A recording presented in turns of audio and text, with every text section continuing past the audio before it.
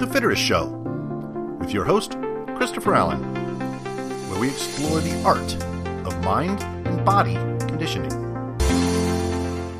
In this week's episode, we look at 3 stories in the health, wellness, and nutrition arena from the past week. First up this week, we check out what happens to your body when you eat a massive Thanksgiving meal and how you can help your body cope with a massive influx of food. Next, we took a look at a follow-up study to the recent episode on obesity, or episode 35, where a recent study found that teens with obesity may have brain damage that fuels this ongoing poor eating habits. Finally, with Thanksgiving upon us and the holiday season in full swing, we examine 10 foods that can help you with better digestion and better overall gut health. So let's dive in.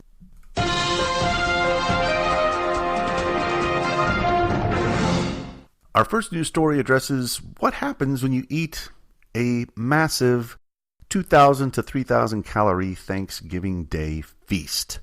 Now, a typical Thanksgiving meal is indeed rather large, shall we say, and could easily be between 2,000 3,000 calories in that single sitting. Granted, some of these are dependent on how the food is prepared, how large your portions are, whether or not you go back for seconds, alcohol consumption, multiple dessert sampling, etc. But when you take a look at what a typical Thanksgiving Day meal could look like, it usually includes things like roasted turkey, stuffing, homemade mashed potatoes, green bean casserole, cranberry sauce, French roll or bread rolls, sweet potatoes or sweet potato casserole, pumpkin and or pecan pie with whipped cream, maybe some a la mode ice cream on the side, maybe a few glasses of wine, and of course beer during the football game prior to and or after that meal. And that could easily put you close to 3,000 calories for that one meal. Remember, the recommended amount of calories per day for women is between, somewhere around 1,600 to 2,500 calories. For men, it's between 2,000 and 3,000 calories for a day, not one meal. So what's the near-term aftermath? What does the body do after one ingests a large quantity of food, calories, and fat? Well, one thing that happens is there's a huge spike in your blood sugar level, which tend to cause a release of insulin from your pancreas, puts a little bit of strain on your body, causing some near-term inflammation as your body copes with this large ingestion of food. Eating a very large meal also raises levels of norepinephrine, which can increase blood pressure and heart rate. While temporary, these are generally still, unwanted side effects. And of course, the quantity of food generally makes one feel run down, sluggish, and tired. And given the volume of food your GI tract is attempting to process, it has to decide whether to use the food as fuel or stored as fat. And if you're generally inactive, there's a good chance your body is going to store a good chunk of that food as fat just to get it processed. And remember, Thanksgiving usually just signals the start of the holiday season. Holiday parties, work potlucks, holiday candy and cookies are everywhere. Dinners, leftovers.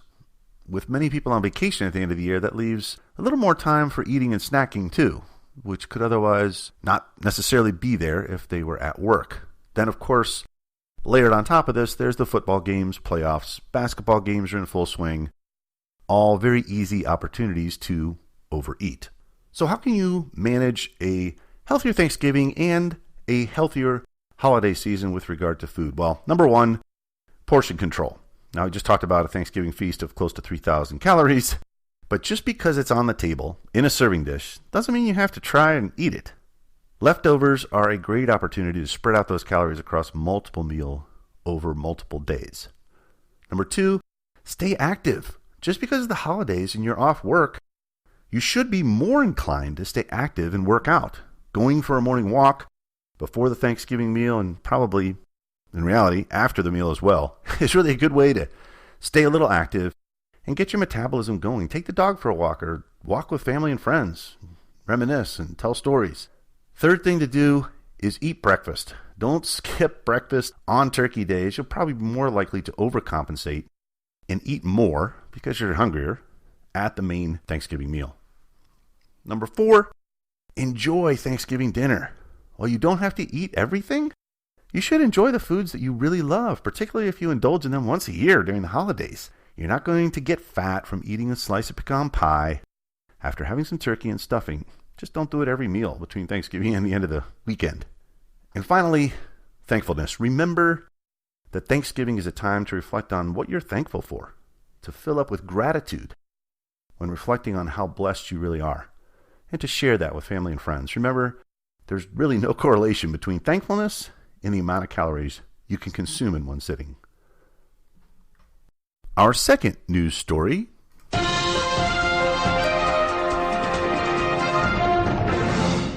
This study was reported at the annual meeting of the Radiological Society of North America.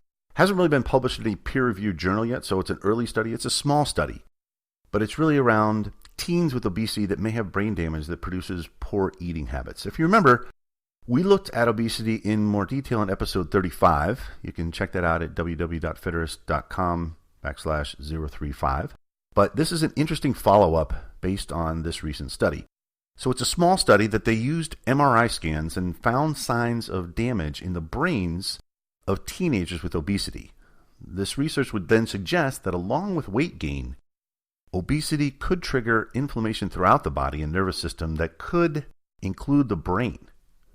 Now, the brain changes found in obese adolescents related to important regions of the brain responsible for the control of appetite, emotions, and cognitive functions. Now, if true, this could take researchers in a different direction.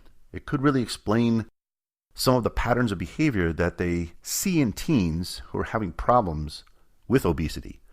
Sometimes the eating is behavioral in nature. Sometimes it's how they deal with other emotions with foods. But it could help to explain some of the rise in obesity that we've seen over the past many years. Just as a little bit of a refresher, obesity in younger people has been on the rise over the past 50 years. In the United States, the percentage of children and adolescents with obesity has more than tripled just since the 1970s. According to the CDC, the prevalence of obesity in those aged 12 to 19 is now 20%. 1/5 of adolescents and teens between 12 and 19 is obese. And pediatricians and doctors are, rightly so, frustrated because in their patient populations, they see a lot of obese teens. They say that, in general, a very sedentary lifestyle with a lot of teenagers just playing on their phone, their iPad, watching TV, they're really just not getting up and getting out and moving as much as they used to in the past. And that's definitely creating more of a problem because they're just seeing a lazier culture. They're seeing a lot more type 2 diabetes in younger people. It used to be type 2 diabetes was really found in obese adults, but now they're seeing it in children. And we're seeing obese teenagers with diabetes, high blood pressure, high cholesterol. And they're starting to look at, pediatricians are starting to look at, do they need to start prescribing high blood pressure medication and statins for teenagers? They're saying there hasn't even been studies done on the impact of statins on teenagers who are obviously still developing and going through developmental changes, because there really hasn't been a need, because it's generally been reserved, statins that is, for older people. And they're not really well studied in younger kids. So let's take a look at the research results. Researchers studied 61 healthy adolescents and compared those to the brains of 59 adolescents with obesity. So again, not a massive study, but what they found is the damage to the brain that was connected with inflammatory markers that included leptin, which is a hormone that created by fat cells that helps regulate fat and store energy levels for fat. And in some people with obesity, the brain fails to respond to this hormone, so the person keeps eating despite having adequate or even at times excessive amount of fat stores already in their body. So when functioning properly, leptin is basically like a safety net hormone, meaning that our fat cells will produce leptin so that it signals our brain that we don't feel as hungry and we actually eat less. So in a perfect world, the more fat we have, the more leptin we would create, signaling the brain that in turn would have us eat less, losing weight ultimately. Unfortunately, not everything is a perfect world, and in this study, it sounds like the brain changes caused by inflammation associated with obesity led those brains to not properly respond to that leptin signal. and did not appropriately then lower the appetite and stop eating. Researchers hope to repeat the study after the participants have gone multifaceted treatment for weight loss to see if the damage in the brain is actually reversible. Now, the doctors that did the study agree that one of the keys is treating obesity early in childhood and adolescence, because the impacts are seen both physically and emotionally. The doctors indicated that in addition to weight gain and obesity, it impacts self-esteem, can cause depression, it can cause joint problems, heart problems, breathing problems, sleep apnea, liver problems, and of course, diabetes. The doctors in this study said, in their opinion, weight loss is about 90% diet and 10% exercise. Personally, I'm not sure I agree with the exact percentages, but I get what they're trying to say. It's a focused effort at every meal that you really need to include in every meal fruits, vegetables, protein, and some carbohydrates. Not crazy carbohydrates, but some. And they find that it's much easier to reverse obesity as a teenager rather than waiting until adulthood to try to make positive changes. Generally, they said if you're an obese teen, the likelihood that you're going to be an obese adult is extremely high because it's very difficult to break that cycle, particularly if there's issues with the brain responding to the leptin receptors. Another doctor commented that the fact that researchers have established a link between obesity and brain function, efforts should turn that way to help prevent or reverse the damage.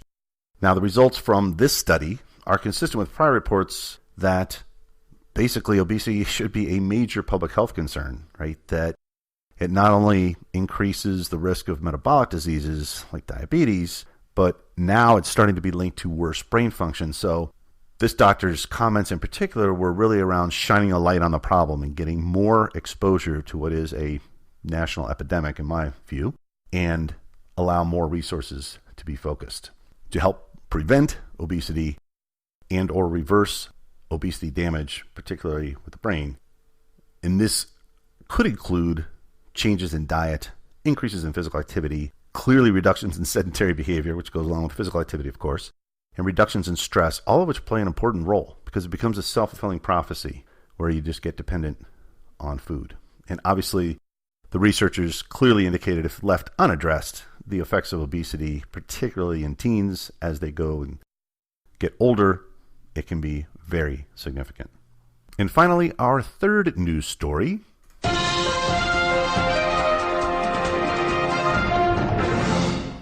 Our third news story, right in line with Thanksgiving feasting, overeating, holiday parties, and indulging in more food, talks about how to help your gut health, how to improve your microbiome, improve overall digestion. So digestive system problems such as heartburn, gas, bloating, constipation really reflect what's happening throughout your body. And as we age, the natural cycles slow down and don't work quite as well. So the main drivers of gut health change are shifts in stomach acid, gut immunity, gastrointestinal flora, this complex ecosystem of bacteria that's in your gut. You have many different kinds of bacteria in your body. You have more crazy numbers of bacteria. Most of these are good for you. The ones found in your gut not only help you digest foods, but they also work all over your body and can be good for your physical and mental health. So what is your gut microbiome? You might have heard these words, but it's really your home base for bacteria in your digestive tract, in your GI tract. They help break down food and turn that food into nutrients, into things your body can actually use. They stop growing when they run out of food, so you only have what you need. In the gut microbiome, the good bacteria do more than just help with digestion, right? They keep your bad bacteria in check as well. So they multiply so that the unhealthy kind don't actually have space to grow. When you have a healthy balance of bacteria in your gut, which is really what you kind of want, you want this equilibrium state. And this balanced gut microbiome is really essential if you want to really optimize digestion, the absorption of nutrients, processing food in and out of your body. It also supports a healthy inflammatory response and keeps your immune system strong. So when you hear a lot of immunity elements stem from your gut, that's true. Now, an unhealthy balance in your gut microbiome may cause cross signals from your brain when it comes to feeling hungry or full. So researchers think that there might be a link to the pituitary gland, which makes hormones that help set your appetite. That gland can affect the balance of bacteria in your gut too. So some studies on treating obesity are exploring a little bit of that link.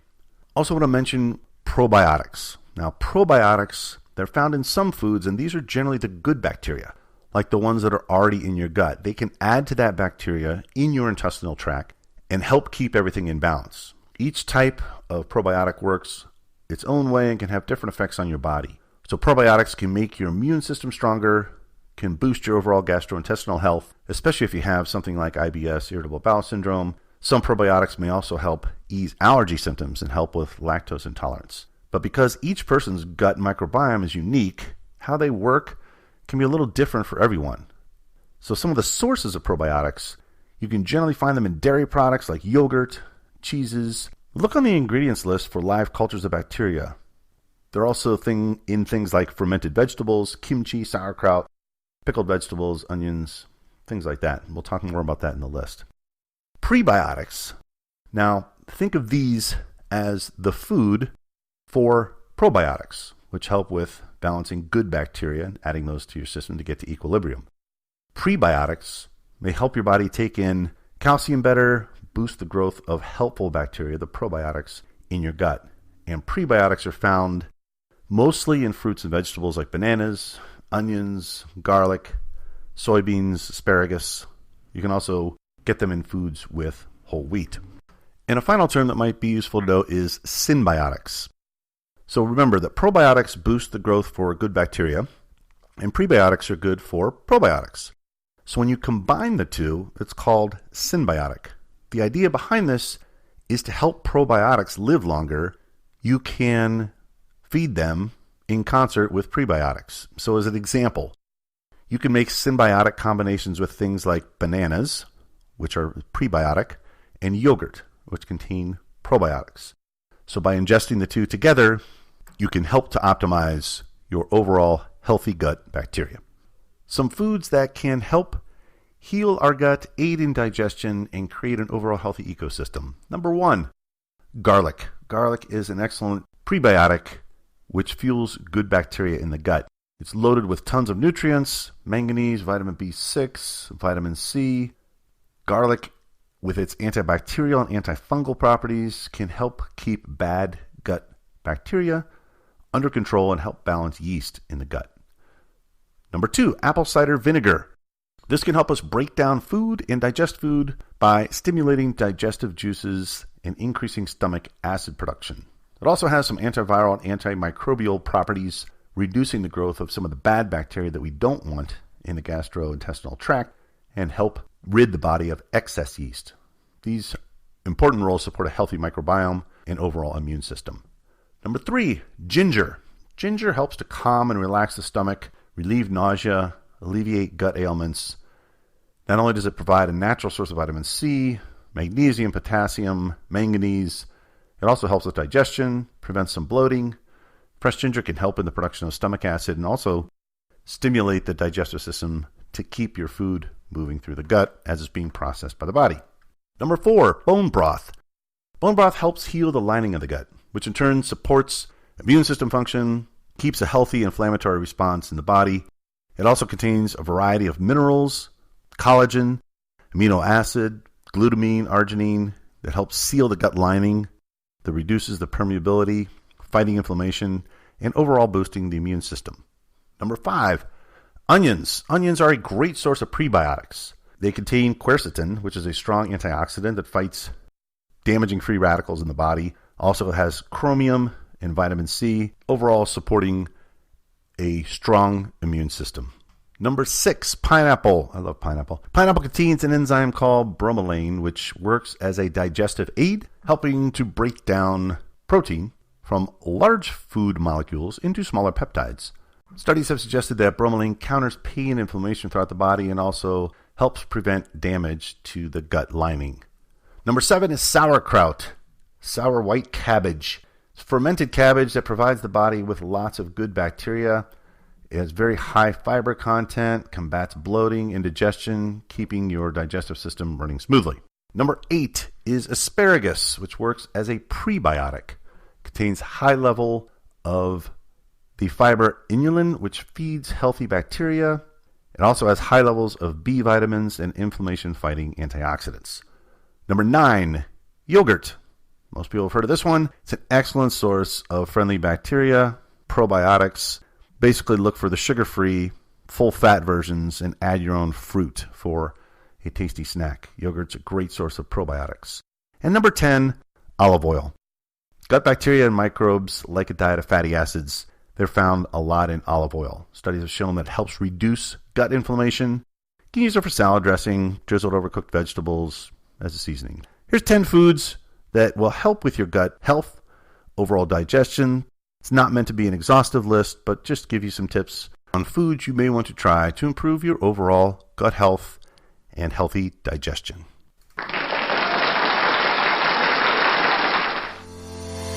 With that, I'd like to thank you for taking the time to listen to The Fitterist Show.